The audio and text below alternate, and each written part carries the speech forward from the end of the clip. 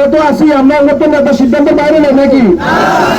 তারেক রহমান আমাদের নেতা, আমরা আমাদের নেতা দেশে আসবেন চূড়ান্ত মনোনয়নের পূর্বে অবশ্যই আমরা নেতার কাছে যাব।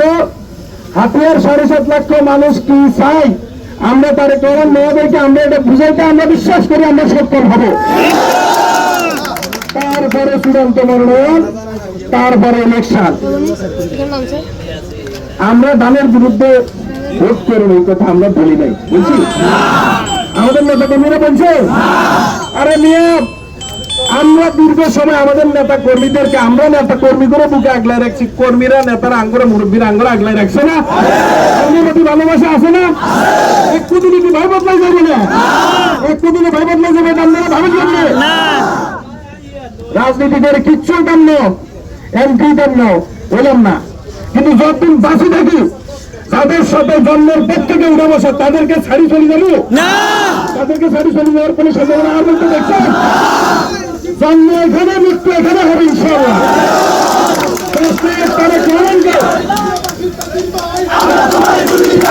আজকের এই সকালে হাতিয়াবাসীর শান্তি, হাতিয়াবাসীর উন্নয়ন, হাতিয়াবাসী দেখলে দেখ। সর্বশেষ আমি বাড়ি আসছি, আমার কোনো প্রবলেম না তো, আমি বাড়ি আসছি।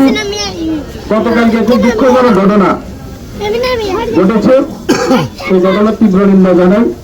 আমাদের যে সকল নেতাকর্মী আহত হয়েছে সবাই তো আমরা দুঃসময় ব্যয় করছি নাকি? এই ধরনের ঘটনা কাম্য না। যারা সম্ভাব্য মনোনয়ন পেয়েছেন আপনারা জনগণের ধারে ধারে যান, আর আমরা তো আছি আমাদের কর্মীদেরকে ভালোবাসা দিই, জনগণের সাথে একটু কথাবার্তা বলি, এটা কি বন্ধ করে দিবেন? এগুলা করতে গেলে এটা সুন্দর হবে না। হাতিয়ার শান্তিপ্রিয় মানুষকে অশান্তির দিকে ঢেলে দিবেন না। আমরা কোনো অশান্তি করছি? কারো পোস্টার ফেস্টুন মনোনয়ন পাই না তো কি হয়েছে? ফেস্টুন সিটে হালে দিবেন, এগুলো সুন্দর না, এগুলো ভালো না।